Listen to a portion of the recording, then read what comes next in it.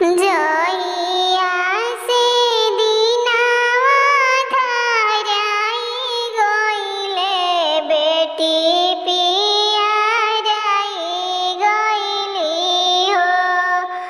जइया से दिनवा धराई गइले बेटी पियराई गइली हो।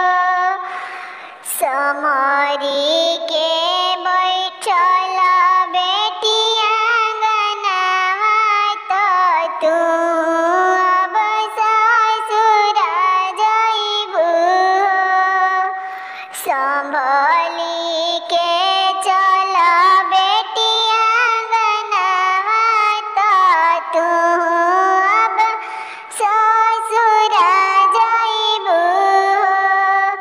पापा के बिहारे करे जावा जैसे जेठ कांकड़ हो। पापा के बिहारे करे जावा जैसे जेठ कांकड़ हो।